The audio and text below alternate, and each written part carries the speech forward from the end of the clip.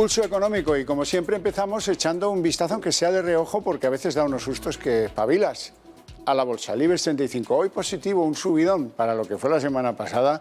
La verdad es que es un resultado de hoy espectacular, 2,52% arriba. El índice termina en 6.751,60, bastante bien para ser lunes, ¿verdad? Gracias en buena medida a BBVA. Hoy recupera el BBVA 5,28, Solaria también gana 4,59 y el Sabadell recupera 4,54. Fíjense si la cosa ha ido bien, que incluso en los que bajan hoy hay uno, el tercero, que ha sido positivo. Telefónica muy poquito, 0,17, pero ha sido positivo. Los otros dos, el caso Celnex ha perdido 1,68 y el caso Farmamar 1,26. Y ahora vamos con el sumario de lo que serán los temas importantes hoy en Pulso Económico. Tenemos que hablar, en primer lugar, de las ayudas aprobadas por el Gobierno español para Air Europa, 450 millones de euros para que no se hunda la compañía de la familia Hidalgo en su día, después de que la compra por parte de Iberia quedara en el aire y no se sepa casi nada de esa compra. Y además hablaremos, claro que sí, de que el ministro Escrivá ha adelantado un buen dato de empleo para octubre y anticipa que por lo menos va a haber 40.000 nuevos afiliados. Veremos si se cumplen sus previsiones o no. Y les presento ya a nuestros invitados en Pulso Económico. Doña Sara Carbonell, muy buenas noches. Buenas noches. Directora general de CMC Markets. Bueno, hoy estará feliz. Hoy estoy, bueno, a mí realmente con nuestro producto se puede ganar dinero y se puede aprovechar igual, Sí, si baja pero, o si sube. Pero se la ve a usted una alegría cuando aquello marca el verde, distinta a la semana pasada que iba marcando rojo. Don José Luis Fernández, muy buenas noches. Hola, buenas noches. De estudios del sindicato Uso. Tenemos que hablar un poco de paro. Ya ve usted que estas alaracas de Escrivá no son nunca buenas. Bueno, lo que pasa es que este sí que tiene el control, ¿no? Es decir, que al fin y al cabo, el día a día puede mirar la lista, ¿no?, de los nuevos afiliados, con lo cual yo creo que se equivocará teóricamente poco. Si alguien que tiene la información, la tiene él, ¿no? Los demás... No me fío yo del que interpreta la información que tiene. Bueno, otra cosa es que no nos ha dicho si son afiliados medios o los afiliados del último día del mes, que seguramente la cuenta cambie bastante. Por eso le digo. Bueno, hoy hay elecciones en Estados Unidos, hoy cambia el paso, pase lo que pase. Si revalidan con Trump, cambia el paso. Si gana Biden, pues otra cosa es, empieza un escenario nuevo, un escenario distinto para las bolsas. Yo tengo la sensación de que las bolsas han ido con Trump viento en popa, en general, pero que en los últimos compases, en la última semana, se han intentado como distanciar. El capital ha dicho, bueno, mira, yo me pongo en neutro y no apoyo. No es como algunos otros presidentes han llegado al día de la jornada electoral con viento de popa de Wall Street. No ha sido el caso. No, además lo estás definiendo muy bien, porque sí que se nota como desde la vuelta del verano como un poco el mercado más suave o con más miedo a Trump.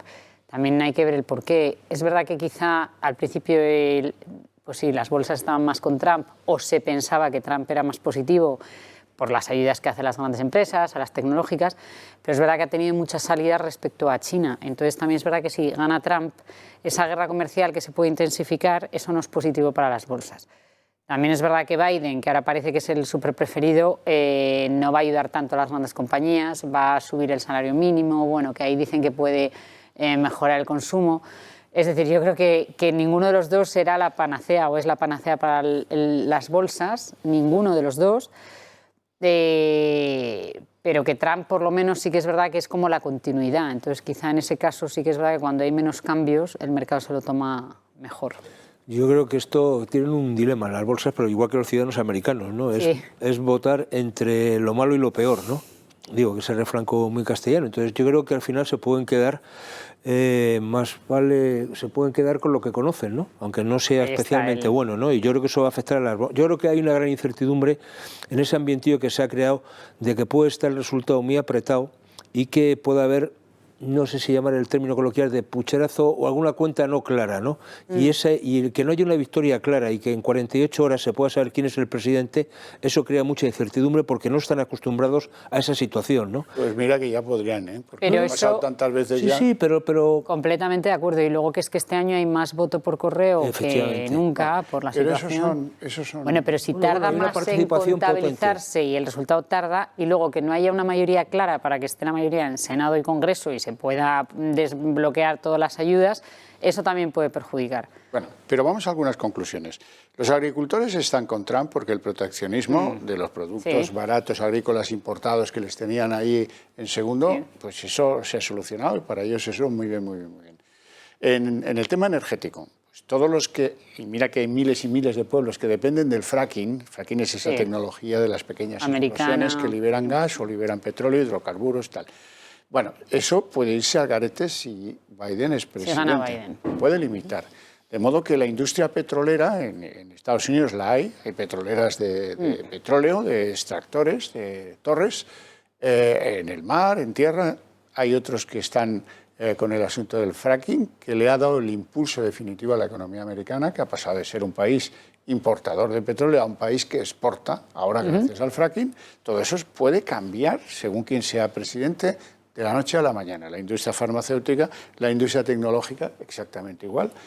Los que viven de la protección, que es lo que ha venido a traer Donald Trump a muchos estados, de lo que llaman ahora los estados del óxido, la vieja acerera de Pittsburgh, tal, de ahí para abajo, todo el río Mississippi. Pero yo creo que, fíjate, yo creo que aquí, vamos a ver, yo creo que nos llega un mensaje, no sé si muy tamizado por parte de algunos medios de comunicación, por no decir de casi todos, ¿no? Hay una cierta simpatía hacia el Partido Demócrata, en este caso hacia Biden, bueno, bien, ¿no? Pero yo creo que tiene que ver mucho con esas élites de la costa, ¿no? De la costa este y de la costa oeste. Sin embargo, lo que es todo el interior de Estados Unidos no está en esa tesis, ¿no? Yo creo que hay un desconocimiento como muy real, ¿no? Yo creo que ya pasó la otra vez, se nos vende un mensaje de gente más progre, más moderna, por esta vía, pero al final el americano medio, que vemos en algunas películas un poco estereotipado, perdonadme el ejemplo, ¿no? Con un mono de estos azul o un peto, con una barba así potente, con 120 kilos y una botella en la mano, digo tapada obviamente porque no se puede ver, bueno, ese señor va a votar a Trump. Y por tanto yo creo que todo lo que es el Midwest tiene un voto muy potente, igual que todas las medidas proteccionistas, la industria del automóvil, por ejemplo. Oiga, las delocalizaciones, incluso la guerra comercial con China, donde la ha plantado cara. Bueno, yo creo que, y la economía, si no es por el tema de la pandemia, le ha ido como un tiro, O sea, pero entonces... De empleo. Sí. Bueno, es que... Hasta la pandemia sí. Sí, pero bueno, yo en lo de la guerra comercial no estoy tan de acuerdo, lo tengo que decir, porque realmente sí que eso puede impactar negativamente y diré que muchas tecnológicas americanas no son capaces de sobrevivir sin ciertos componentes que dependen de China, pero bueno, cierto que tampoco es lo que más impacto tiene. Y luego es verdad lo del fracking, lo que dice Xavier, que eso sí es cierto. También es verdad que el fracking, para que compense, necesitas unos precios del crudo muy bajos. Muy bajos. O sea, hay un momento determinado, muy bajos no, o sea, sí, pero que hay un momento determinado donde ya no les compensa, ya no recuerdo bien, pero donde ya no es rentable. Cuando están demasiado bajos, es verdad que empiezan a hacer beneficios, no sé si a partir, pues como está más o menos ahora, $40, si no recuerdo mal, unos precios en torno a ese nivel. Pero sí que es verdad que también creo que la imagen del progre y demás, como nosotros a lo mejor lo entendemos aquí, es decir, tampoco creo yo que Biden sea tan progre como parece que es. Bueno, pero si lo comparas con quién te compares, ¿no? O sea, si te comparas con Trump y luego la cohorte que lleva alrededor, ¿no? Quiero decir que me parece que no es solamente él. Y luego a mí lo que me llama la atención, y sí que estoy muy de acuerdo con los americanos, es, oiga, la tercera edad al poder, ¿no? Porque son dos chavales, ¿no? O sea, quiero decir, objetivamente... Sí, bueno, no, es que aquí estamos poniendo a gente ya de 50 años prácticamente como un carca y que ya está en una persona inservible, ¿no? Es decir, para determinar un desarrollo profesional, ¿no? Digo, sin entrar en valoraciones de otro tipo, ¿no? Pero cuando estamos aquí con la juventud, bueno, que me parece estupendo, ¿no? Y la juventud es un valor en sí mismo, pero me llama la atención, ¿no? Es decir, que los dos candidatos... Sí. Bueno, volvemos a España. Santander, Mutua y Bankinter sufren la mayor porcentaje de salida de patrimonio de la bolsa española. La salida de patrimonio de la bolsa española es una constante de la que se habla muy poco, que es muy importante. Los últimos datos que vimos hace muchos meses que no publica el Banco de España información, hablaban de 20.000 millones que habían salido de bolsa y de otros fondos. Y ahora nadie publica información, así es que me temo que Los datos ahora deben estar disparadísimos. Bueno, pero esos son datos de Inverco y sí que es verdad que lo que se está viendo, también es verdad que el patrimonio de los fondos, de donde se hacen estas estadísticas muchas veces, grandes porcentajes pues lo tienen instituciones, ¿no? Con lo cual, cuando un institucional, por ejemplo, mueve su cartera, que sí que está ocurriendo y que efectivamente sí está habiendo salida de la renta variable española, claro, eso tiene un bastante impacto en las estadísticas, ¿no? Entonces, lo que se está viendo es que se está moviendo mucho patrimonio a fondos de renta fija, de esas gestoras son las que más lo están sufriendo. Ojo con la renta fija, porque es verdad que, bueno, yo ahora tampoco soy una experta en renta fija, pero no le veo mucha oportunidad ahora mismo, vamos, y menos la gubernamental, y veremos lo que pasa cuando pase todo esto, si hay burbuja o no hay burbuja de liquidez y demás, pero bueno, sí que es verdad que claro que está habiendo salida, y además lo que están haciendo muchas gestoras, o ya no voy a decir gestoras, muchos inversores, desde luego es confiar más en renta variable, pero no española, que es de donde están saliendo ese patrimonio de esos fondos. Bueno. No, yo creo que hay una falta, vamos, yo creo que tiene que ver mucho con esa falta de confianza, con una cierta inestabilidad, ¿no? Con lo cual la gente busca la renta fija, y sobre todo con los tipos que tenemos ahora, es decir, que se van a prorrogar seguramente un par de años más por lo menos, pues hombre, no es que sea el gran aliciente, ¿no? Y cuando ves que en otros países no ha caído tanto como nosotros, y dices, bueno, pues vamos a buscar también algún refugio un poquito más seguro, ¿no? Porque al final a mí me preocupa mucho, ¿no? Luego hablaremos, pero claro, cuando el propio gobierno se plantea crear fondos públicos para gestionar el tema de las pensiones, me da más miedo que un nublado. Ya. Bueno, a mí me ha dado miedo lo que he oído hoy de boca de María Jesús Montero, la ministra de Hacienda y portavoz del Gobierno, anunciando las medidas, 450 millones del ALA, que se van a que no se caiga Air Europa. La aprobación de la primera operación cargo a este fondo, una operación de respaldo público temporal solicitada por la compañía Air Europa.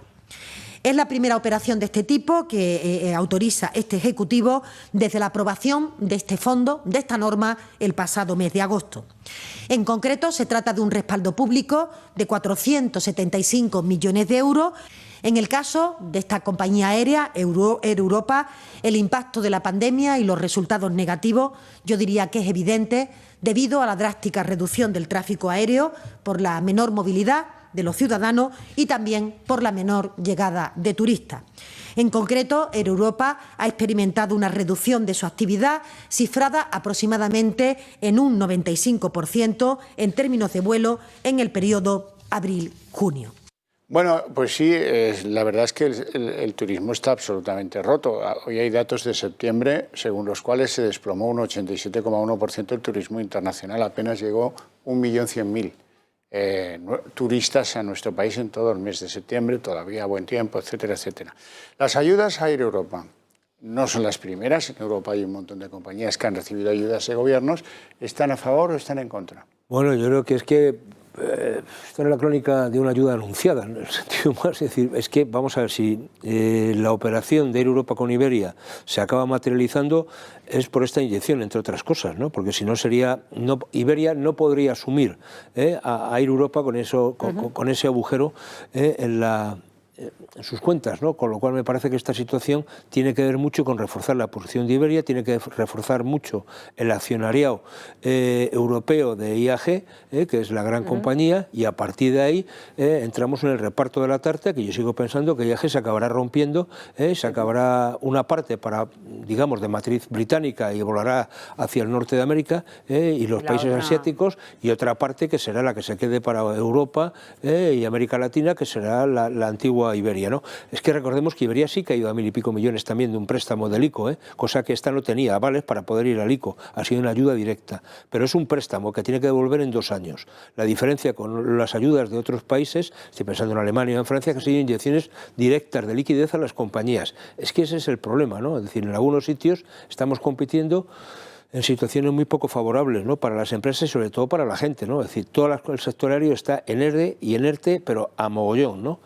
Pues yo estoy de acuerdo con José Luis en que era crónica de una ayuda anunciada. Sí que es verdad, lo que no sé si al final va a haber, o sea, va a acabar metiéndose Iberia de por medio. Estoy de acuerdo también en que IAG se tiene que reinventar, tiene que haber esa separación porque viene el Brexit y necesita el espacio aéreo poder tenerlo disponible para Europa.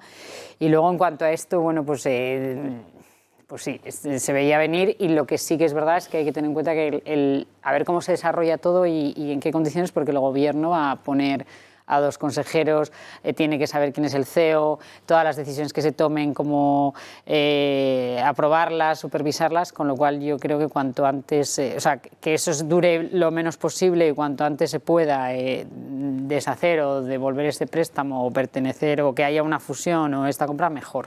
Casi mejor. Bueno, le voy a poner deberes a usted. En primer lugar, Alsea, la propietaria de los VIPs, ha tenido que anunciar cierres de marcas, de restaurantes. Han perdido 125 millones en lo que llevamos de año. Y en segundo lugar, Farmamar, que es el ejemplo contrario, ha ganado 131 millones y ha triplicado sus ingresos. ¿Por dónde empiezo? Por eso le gusta más.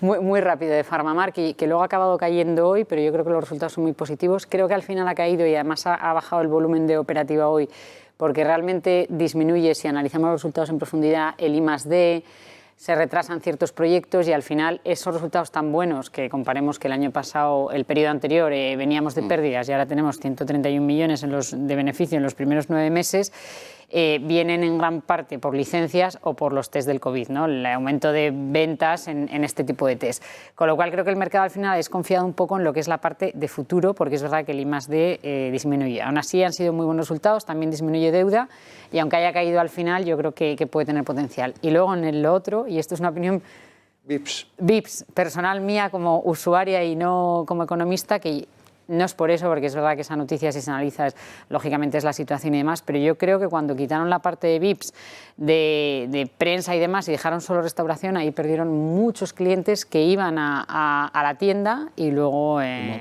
al restaurante. Dos cosas. José Luis, vamos a ver, el asunto del día. Escribá dice que habrá un buen dato de empleo para octubre y anticipa 40.000 nuevas afiliaciones a la Seguridad Social. Y le someto también lo siguiente, ATA, que pide rebajar las cotizaciones de los autónomos que no llegan, dicen, al salario mínimo. Bueno, empezando por esto último, yo creo que tiene bastante razón. Vamos a ver, nosotros venimos reivindicando con este tema muy ligado a los ámbitos de pensiones, de destopar las bases, tanto la mínima como la máxima. En este caso hablamos de la base mínima, ¿no? Es decir, si una persona, la base mínima la establece el salario mínimo interprofesional. O sea, aunque esté prorrateado, vamos, para entenderlo, son 950 euros, aunque sería 1.000 y pico, 1.100, por aquello de que están prorrateadas en los 12 meses. Claro, si un autónomo no genera esa cantidad, tiene que, imaginemos que lo que factura son 700 euros, si cotiza por la mínima, tiene que cotizar por 1.000. Oiga, esto es un disparate. Nosotros lo que venimos diciendo, oiga, que cotice por los 700, o sea, que cotice por lo que realmente gana y a partir de ahí que vaya generando derecho para su futura pensión. La pensión media de un autónomo está en torno a los 700 euros. Hombre, con eso se malvive, ¿no? Pero bueno, allá él, pero digo, puede tener su colchón para hacer otro tipo de cosas porque el autónomo es el único que puede escoger, si cotizo por más o por menos, cosa que el señor de la nómina habitual no puede hacerlo. Con lo cual, a mí me parece que es razonable que se cotice por lo que realmente se gana y sobre todo si se gana menos del salario mínimo, que se pueda cotizar sin tener que hacer una sobrecotización por esta vía, con lo cual creo que tiene toda la razón del mundo. Y respecto al dato, vamos a ver, lo que va a salir mañana teóricamente es el dato de paro registrado, que sale siempre con las cifras de afiliación a la Seguridad Social. Hombre, que no hable del paro y hable de la afiliación a la Seguridad Social ya nos da pistas, ¿no? De que a lo mejor el paro no es tan bueno y que esto más o menos pues cubre. O sea, en cualquier caso, 40.000 más, si hablamos en términos de afiliación media, no es un buen resultado, especialmente para un mes de octubre, donde se supone que ya septiembre ya ha calmado, ya ha pasado, digamos, la temporada, se empieza a relanzar la temporada de compras pensando en que ya la gente empieza a organizarse pensando en la futura campaña de Navidad, con lo cual, como esto no va a estar así, yo mucho me temo que la cosa va a quedar, y sobre todo, muchos de esos 40.000 van a ser contratos a tiempo parcial, que es lo que está, de alguna manera, maquillando las estadísticas, pero no acaban de aflorar ingresos. Sara, se hunde la lira turca, 30% de depreciación. Un valor afectado en la bolsa española, el BBVA, que tiene ahí el gran banco turco. Y sin embargo, el BBVA es el que más sube hoy en la bolsa española. Porque no le han dado importancia hoy a eso los inversores, sino que hoy como se animan a las compras, pues si es que lo hablamos siempre, que más sube, pues incluso turismo, bancos, porque tiene más potencial, porque son los que más han caído. Pero es muy complicado este tema de la lira, tanto respecto al euro, que si no me equivoco está a 9, casi 10 euros por lira y contra el dólar 8 y pico, una inflación brutal y por cierto si gana Biden Bueno, creo que cualquiera de los dos, pero especialmente Biden contra Erdogan, tienen ahí, o sea, no va a ser nada positivo, o sea, que va a ir a peor, se va a desplomar más la lira. Bueno, pues fíjense qué implicaciones llega a tener la cosa de las elecciones en Estados Unidos. Claro. Confunden todo. Y la gente está muy... Vamos a ver qué pasa, ¿no? Pero yo creo que hay una expectativa, sobre todo, yo creo que lo que la gente está pendiente es si va a haber un resultado claramente o no va a ser tan claro, sobre todo lo que tiene que ver con las cámaras. Sí. Pues me temo que van a tener que esperar unos pocos días, como ya nos ha pasado 3 veces con las elecciones norteamericanas. Lo dejamos aquí, mañana la cita a las 6:30 de la tarde para ver todo lo sanitario, todo lo político y todo lo económico. Muchas gracias.